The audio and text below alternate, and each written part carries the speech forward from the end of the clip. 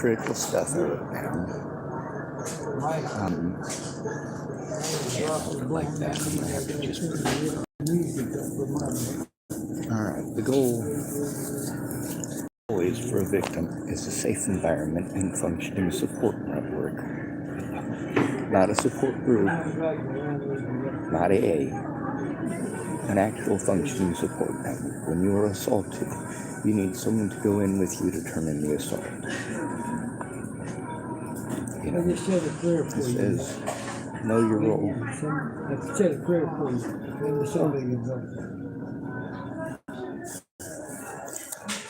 Number one thing, know your role. Alright?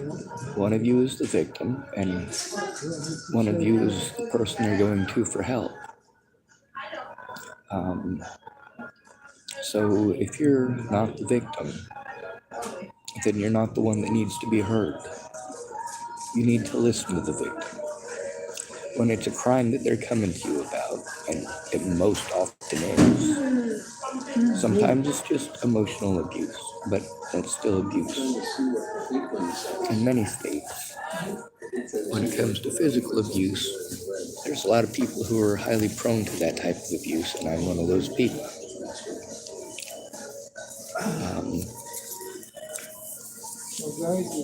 You need to understand that if they're coming to you about a crime, they're probably trying to turn it in. However, you need to be familiar with it, which means that you need to be the one who's listening. Interrupting them to say, hey, it's my turn to talk, that really, really shuts them down. They may have communication issues already because they've been through such a traumatic experience, and every time that you talk over them, their communication issue is going to get worse.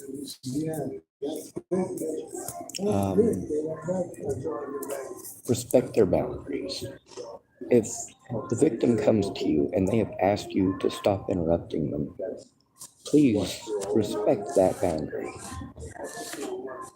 Know your role. If you are not the victim, it is not okay for you to try to shut them up repeatedly and say, hey, it's my turn to talk. It's my turn to talk. Hey, it's my turn to speak. I want to be heard. See, that's the thing, is that the victim is not being heard. What you have to say is important. You're showing them that only what you have to say is important. You're showing them that what they are trying to say to you is not important. When you ask them to respect your boundaries, ask yourself, are you respecting theirs? Have you respected theirs? Listen. You need to listen. That's the first thing you need to do, is listen to the victim. And this is all about how to actually listen to the victim. You can go through every person that I spoke with, every person that I went to about this. They did everything here, but not actually listening. And of course, we'll go through that. If you're listening to give advice, you're not listening. Do not give advice to the victim. You need to listen to what's going on. Especially don't interrupt them repeatedly to give them advice. It's unsolicited. If they wanted your advice, they would ask you. You're giving advice without knowing what's going on. You've heard half of a sentence and you're already giving suggestions, giving advice, distributing. Well, what you're distributing is the fact that you don't care about the victim. Their experience doesn't matter to you. Only you matter. Only the idea that you've had after 5 minutes matters. Even though this person has lived through it, knows all of the details, and has had more than 5 minutes to go through and look stuff up, and you want to look up in 5 minutes stuff and try to throw it in their face, tell them, do this and do that. Also, don't make it 20 questions. All right? No, let's make a deal. None of this. Well, I'll tell you what, if you read these pamphlets and call these places, tell you what, if you watch this video, then I'll help you. Sean, if you come here to California, then I'll help you. Sean, if you take this down, I'll help you. Sean, if you hide this piece of evidence, I'll help you. Sean, if you pretend this didn't happen, I'll help you. Sean, if you buy me a computer, I'll help you. Sean, if you... None of that. None of that, let's make a deal. Telling the truth doesn't take all this stuff that you guys want. For you to tell the truth about your part of the story ain't no big deal. It's a very big deal when I have to record it and post it up online. That is a lot more work for me. All right, none of this 20 questions grilling. When somebody's been through a traumatic experience, all of these things that I'm telling you, all of these things I'm going through and saying, don't do those things, it's because every single one of those things makes the victim feel so tiny, so minuscule. You're letting them know that they are not important. They don't matter to you. They are not respected. They're not allowed to have an opinion. Don't offer opinions.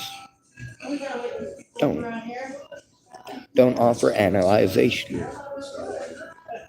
Your opinion doesn't matter. All right? They're trying to tell you what has been done to them, and they need help turning it in.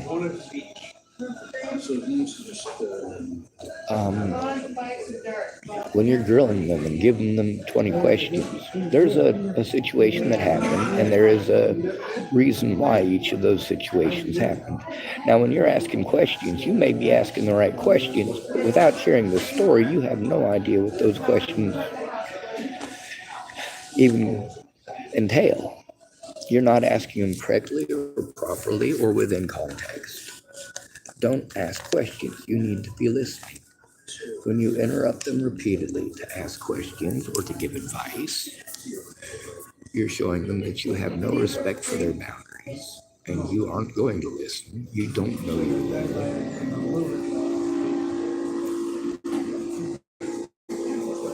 And grilling them, like, that's horrible. This person needs help and you're busy grilling them. That feels horrible. Hey, I'm trying to tell you all the stuff that you're asking me, but there's the fact that you won't shut up long enough for me to do that. You won't stop rapid firing questions at me long enough to do that. Stop. The victim is probably having enough issues with communicating already. And the more you do these things, the more difficult it is for them to even open their mouth because they don't trust you. They don't trust you. They don't trust that you're going to listen to them or help them turn it in.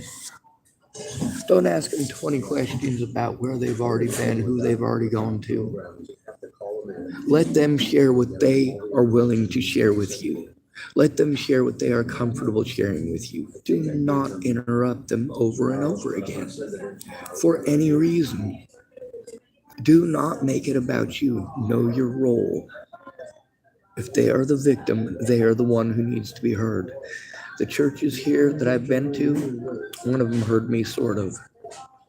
The other ones, no. Don't stop what they're saying to repeatedly tell them, well, have you gone to the churches? Have you gone to the police? Have you gone to Health and Human Services? Have you gone to DHS? Don't. That person is coming to you because they cannot do it alone. They are trying to fill you in on what's going on and you won't shut up. Any answer they give you, you're going to twist into something that it ain't because you don't know what's going on. You're not trying to understand. You tell yourself that's what you're trying to do, but what you're doing is repeatedly interrupting the victim over and over. No personal stories. This isn't about you. Know your role. The victim needs to be listened to. It is their story that needs to be heard, not yours. You going off about, well, everything that they start to tell you. You want this anymore? You start to tell a personal story of your own, or you tell a story about somebody that you saw on the internet who went through something similar, or you start talking about your cousin or your uncle or whoever. No, that is all. You go on OCD like a drug addict and not listening to the victim. This is never okay. Ever. Your personal stories don't matter. The victim is trying to tell you a traumatic experience that they are going through and they need help with, and you are literally making it all about you. Repeatedly interrupting them, and some of your personal stories get super long-winded. Do not interrupt or talk over the victim. Do not. Talking over the victim lets them know that what they have to say doesn't matter at all. It's horrible. Now let's go to,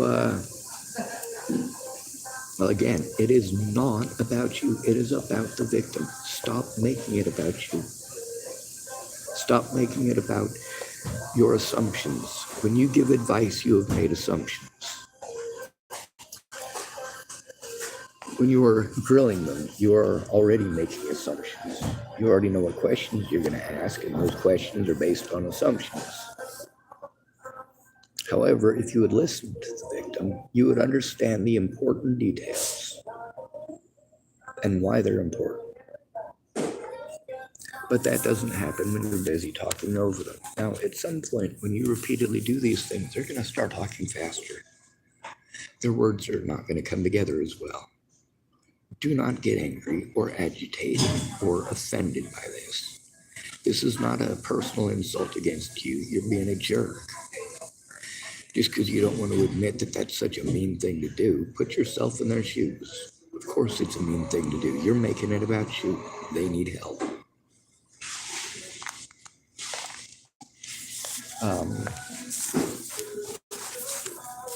Don't ask the victim what they did. Don't tell them things like, well, what did you do to deserve that? You're victim blaming and victim shaming at that point. Especially if you haven't heard what they're saying to you. You only allow them to get halfway through, and then you're already interrupting them, and you're wanting to say, well, what did you do to deserve that? So now you're trying to not only blame the victim, but justify the crime. Justify the horrible things that were done to them. You are assuming that person's guilt, and you can see how many people did that to me too. What did you do to deserve it? What did you do to deserve getting punched in the face? Well, I stuck up for myself. That's what I did. What, you expect me to try to run away when I can't run? Yeah, that won't result in me getting punched in the nose. That'll result in me getting punched in the back of the head. Same thing either way. It's abuse. All right. Do not change the subject. Don't deflect. Don't redirect. What they are telling you about is the trauma that they've endured, and they need you to listen, to actually listen.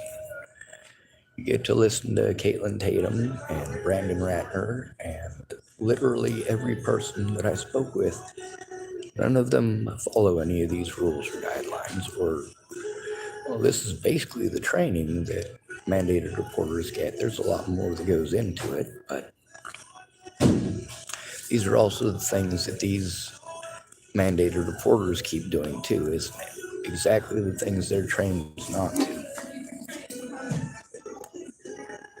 when you're continually trying to tell them who to call, send them to someone else, redirect them to someone else, that is hurtful. That lets them know that you don't care. You assume it's somebody else's job. It's always someone else's job. It's always someone else's job. It's nobody's job to care. None of these government agencies exist because these people actually care. They exist because the American public wanted them to put on a show that they actually care. The employees that show up, they show up because they get paid. Some of them are ambitious and they want to save the world at the very beginning, but after 42 years, they don't care. They just want to go home and go to sleep and not have any more nightmares about the kids and child care.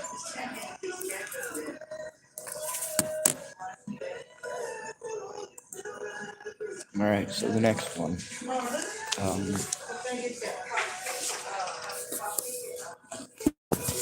A lot of examples of changing the subject is like what James did. Why aren't you in housing? Don't. Stop changing the subject. Listen to the victim. Now, James wrote nearly every one of these except for, the one with well, we can go through this because nearly everybody went through all these continually over and over again. This is how people are blown off when you don't care. If I was a pretty blonde-haired, blue-eyed white girl, I wouldn't be going through this, I assure you.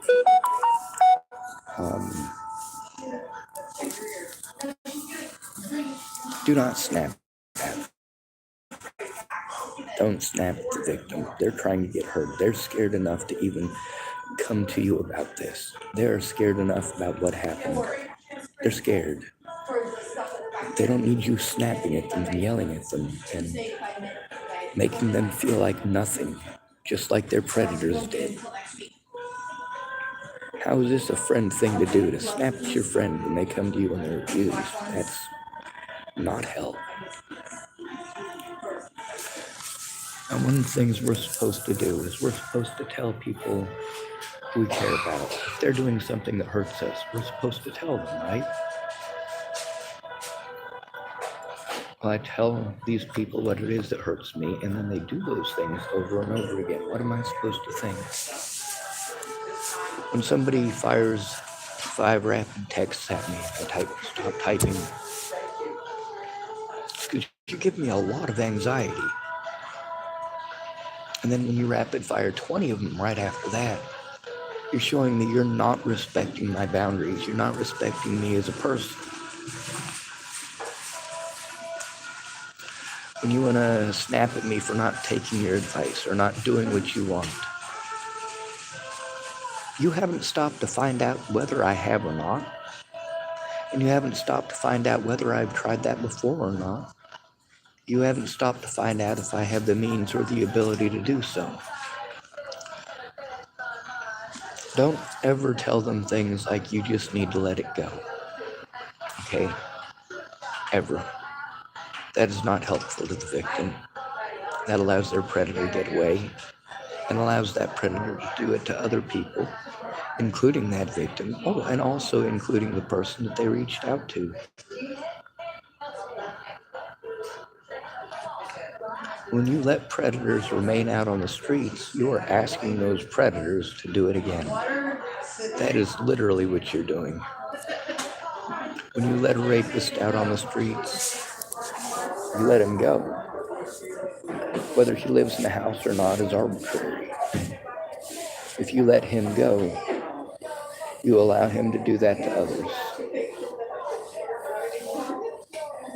When your friend comes to you about abuse that they're enduring, and you are making their situation more unsafe by guaranteeing that you're going to help their predator get away, that's horrible. You tell them just to let it go, just to let it go. There are long-term consequences for not being able to turn in your abusers. There are long-term consequences physically, financially, sexually, emotionally.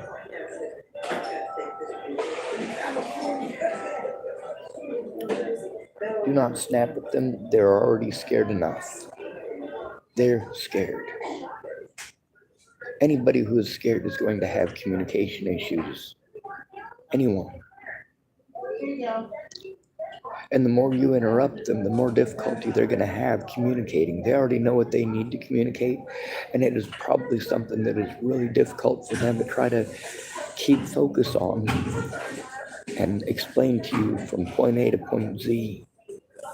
It's probably something that's going to be real difficult when you keep asking them questions that are all over the place, telling them you're not going to listen to them unless they answer your questions. Trying to do the let's make a deal thing. We're only going to do it your way. No, there is a legal route that needs to be followed. When a victim is coming to you about abuse, there is a legal route that needs to be followed. Do not argue about what that legal route is. The victim has already looked it up, I assure you. If they ask you for help, if they haven't been able to look it up, if it has just happened, then maybe, yeah, look it up. Look up the procedures to go through, and then actually follow them with the victim. Don't tell them what to do. Do not give advice.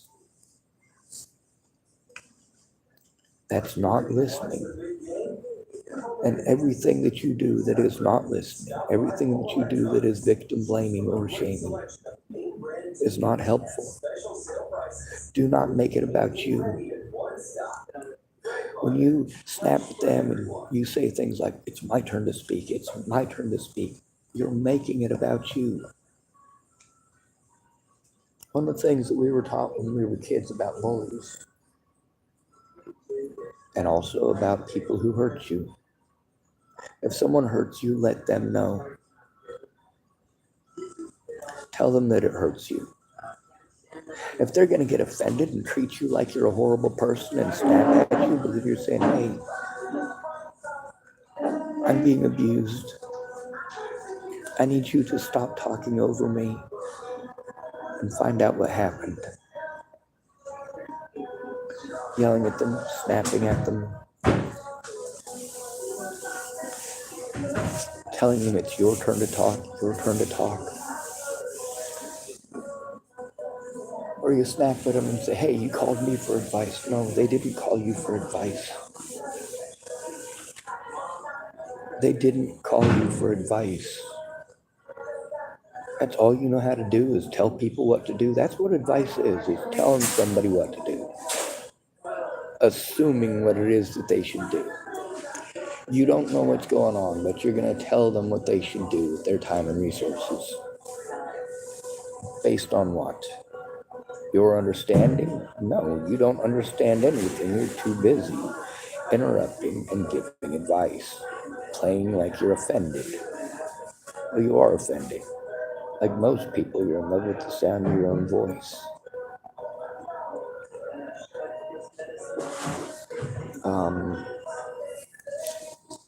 Do not redirect the subject. If you try to say, oh, well, why don't you just, go enjoy the weather a little bit, or how about them Denver Broncos? So how's that weather today? You're redirecting and deflecting. That's not okay. When they ask you, or when they're telling you about a place that they've been, and you want to stop and go, well, why aren't you in housing yet? That's so dismissive. It shows that what they're saying to you isn't important. I've been trying the housing thing, but we can't focus just on the housing. Showing that I told the truth, because I am abused over that. To this day, I am abused legally. Legally. You know why? Because the truth wasn't allowed in court because nobody helped to turn it in. Everybody wanted to tell me how to think and how to feel. Do not procrastinate. The longer it takes for you to care enough to help them to turn it in, the more frustrated they're going to be. When you keep interrupting them, not understanding or knowing your role, you are not the victim. They are. Stop making it about you. Know your role. They came to you for help. And every single one of these things are a betrayal of that trust that they have given and entrusted to you. Allow them to tell you what it is that they need to tell you. Allow them to do that, uninterrupted. If you have to go to the bathroom, that's fine. If you have a limited amount of time, that's fine as well.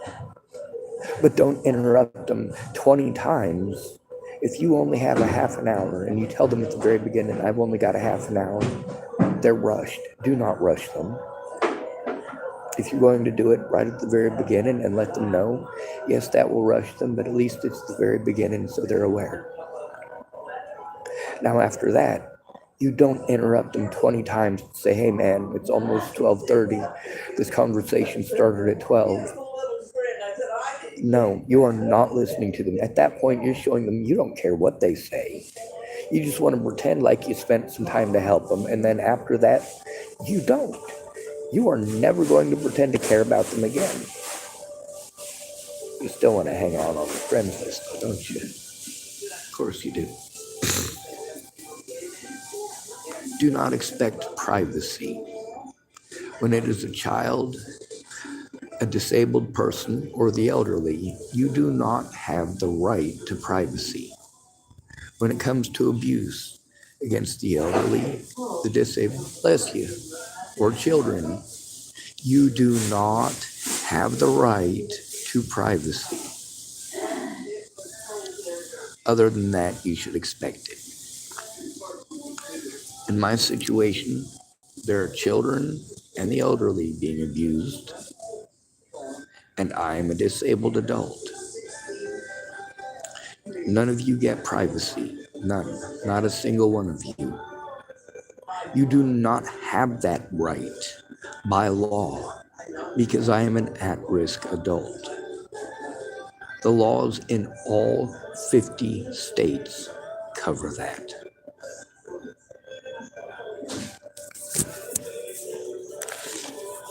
Time is important. The first 24 hours are the most important.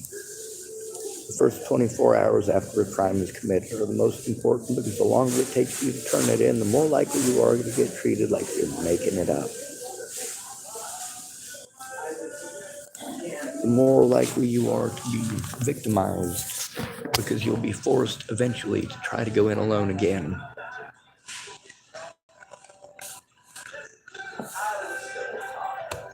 The longer it takes you to help them, the more likely it is that person's going to get away and do harmful things to them again. That's called retaliation. Over and over and over again, my predators have been allowed to retaliate against me time and again, along with their friends, their coworkers, their families. Retaliation. If you don't allow them to bully you, and you tell on them, they go get all their buddies and they say, oh, you're a rat, you're a narc, you're a blah, blah, blah, blah, blah, and then you got 10 of them on you. And then, of course, there's the ones who tell you, well, you should have called the police. I did. They blew me off like you did. Wanted to make it about them. Victim blame and victim shame. Threaten, harass, and intimidate. Show no respect for that person's boundaries and abuse them for being disabled. So, no, not okay. It says, do not downplay. Well, are you sure it was an assault? Are you sure it wasn't just like a playful shove? Yeah, I'm sure it wasn't just a playful shove. Are you sure he didn't, accidentally brush up against you on his way past? But if I say that he grabbed my butt full on and squeezed it, yeah, I'm fairly certain that I don't need you rewording it to try to downplay it for me. That's not acceptable. Now, obviously, the things that I'm trying to turn in are far worse than grabbing somebody's butt. People are dead. Natalie Bollinger got a 9mm Glock 19 put to her head and the trigger pulled. Joseph Michael Lopez did that at 6 to 15 inches away from her head while she was on her knees outside of McIntosh Dairy at Thornton, Colorado. Why did that happen? Because not one person that I went to cared to know their role. They wanted to have trauma responses because they wanted to be the ones to be allowed to speak. They wanted their advice to be what fixes it. They wanted their words to fix it. Their words to me. Now, those words needed to go to court. Do not deflect to the Easter Bunny, Santa Claus, Jesus, or the Almighty Himself.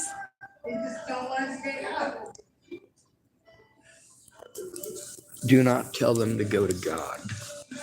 Don't tell them they need Jesus. If you tell me I need Jesus, I'm going to tell you you need the Easter Bunny. No joke.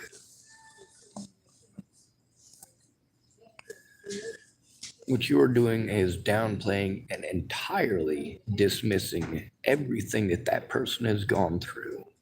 Letting them know straight up 100% you don't care what happens to them. They're not a human being to you. They are not worthy of your love or attention or affection, and they are certainly not worth protecting. When a victim comes to you because they have been harmed and you tell them to give it to God, you are letting them know 100% you do not care about them. You are dismissing them outright.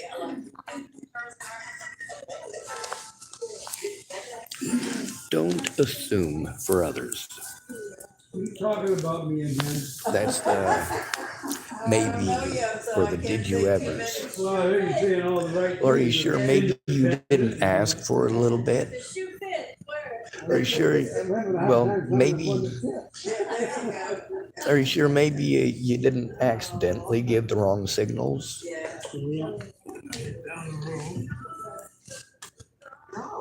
You know, maybe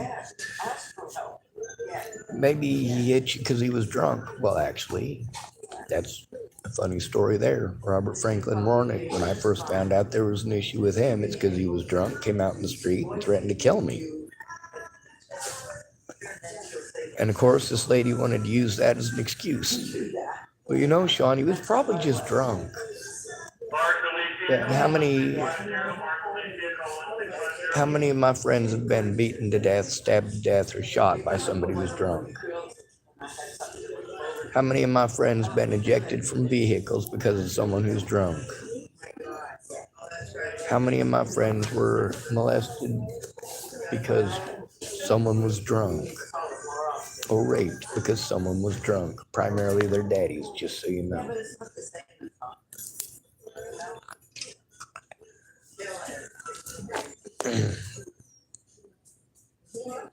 When you say don't assume for others, you know, did you ever do this or did you ever do that?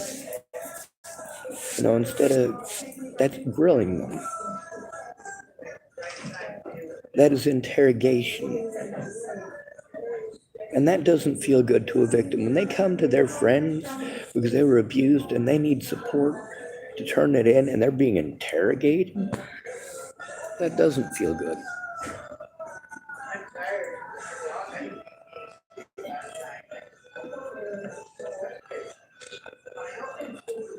And then, of course, don't try to force the victim to be in your shoes, to try to put themselves in your shoes. We're going to do that already. We have already thought of any inconvenience that it may be for you, and we don't want it to be too much of an inconvenience. Don't shame us for coming to you for help. Don't talk down to us or belittle us or berate us for coming to you for help. We feel bad enough about it already. We are desperate. You are our friend. Please be a friend.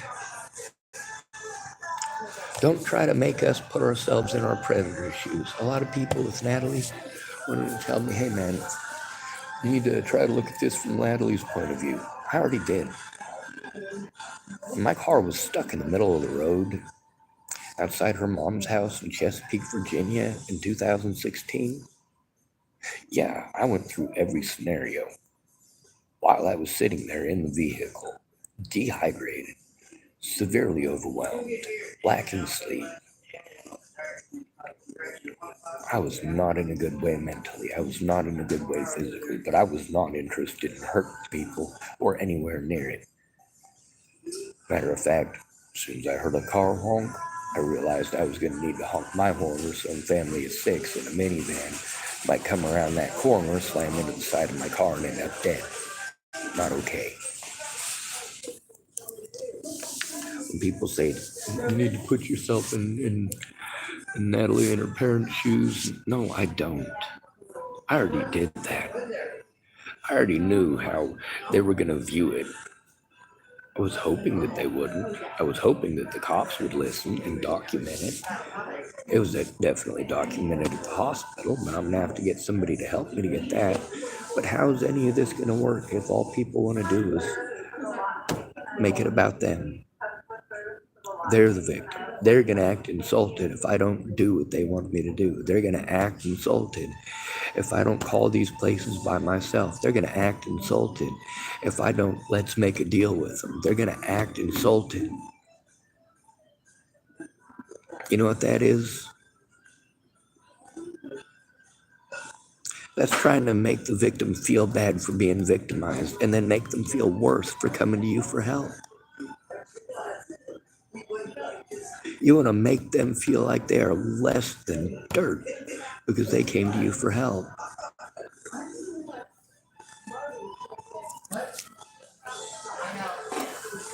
When the victim comes to you and is telling you about their abuse, you need to put yourself in the victim's shoes.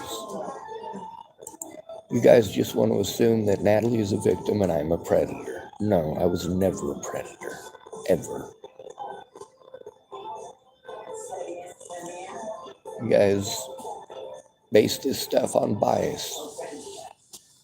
When I go to these different places that are supposed to, they used to be only for women, but some of them are supposed to be for men and women, both now. But I go to those places and they know exactly what they're doing. When they talk down to me like I'm a dog, they let me know outright that, well, even though they're going to say the words that they are supposed to say, that's going to be it, because a lot of those folks are man haters or they're angry with men. And that's not acceptable either. When I lived in Chapel, I first moved there. I went to a high school in Lodgepole, 9 miles away. My first day of school in Lodgepole, there was a lady named Regina Cowden.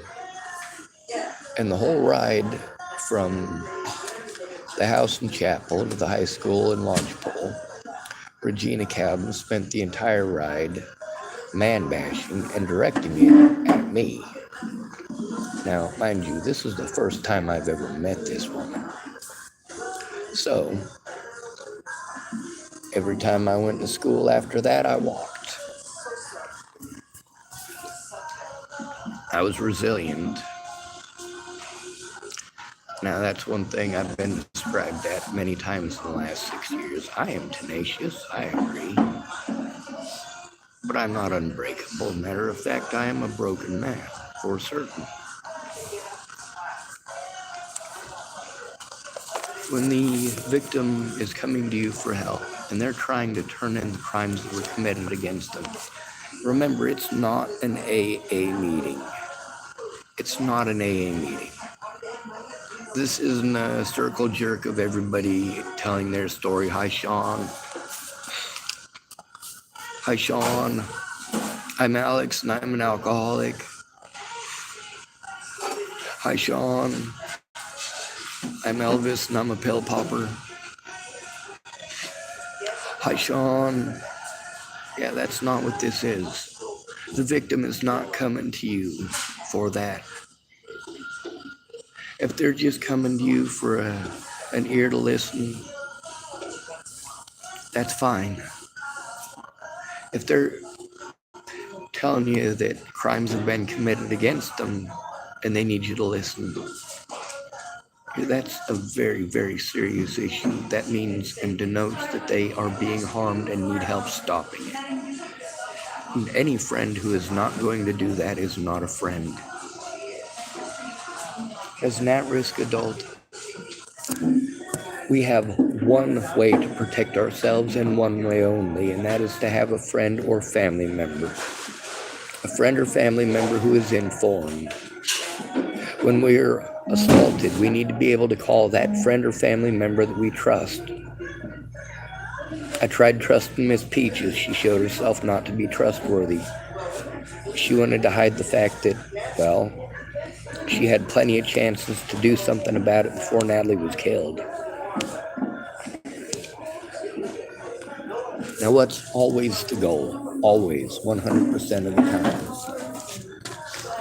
A safe environment and functioning support. Not an AA meeting. If we're going to an AA meeting as a planning meeting for how to help out everybody in that meeting, that would make more sense. If we've got 3 people who are all trying to support each other by talking about themselves to each other, none of them are being supportive of each other. If you guys were to use that information, let's say all 3 of you are victims of the same person. Well, then all 3 of you need to work together to turn that person in. Right now, just with the victims of Waylon Lolotai, which is probably close to 2 dozen, at least, or more, only the ones that were on camera are the ones that anybody actually cares about. And even then, you get to see how out of the 7 people Waylon Lolotai assaulted in 2018, with me being the first, the only ones who ever got anything out of it were the ones who lived in houses. You guys don't care about the homeless. You need to be informed. Become informed. If you don't listen, you're not informed. If they're trying to tell you what's going on, you say, oh, well, I'll look up some numbers for you. No, do not look up numbers for them. Do not offer advice. Do not do things on their behalf or in their name without their permission. If you are going to do something for them that you have offered to do, in lieu of what it is that they have asked you to do and you have agreed to do, you do not respect them. They do not matter to you. And you are doing severe damage to them with your help. If someone comes to you and says, I've got scurvy, and you've got a whole table full of oranges, and all they need is an orange, and you tell them to go buy a $500 pail and go chug a gallon of salt water, and you say, hey, if you buy this $500 pail and go down and chug that salt water, then I'll help you. Well, if I go chug a gallon of salt water, it'll kill me, especially if I got scurvy. So that's probably not the most intelligent thing to do. Now, let's say you want to tell them, oh, well, maybe you just got tonsillitis or something. Maybe you should gargle some salt water. Well, no, that'll kill somebody with scurvy as well. Somebody who's got scurvy needs vitamin C. That's ascorbic acid. The victim knows better than you. So the victim's the one that needs to be heard, not you. Good to be rid of you. Thanks for coming to visit. Stay out of trouble or don't get caught. Remember, you are your brother's keeper and no victim left behind. In times of the essence, when someone comes to you because they were abused, you need to help them immediately before evidence is lost or stolen.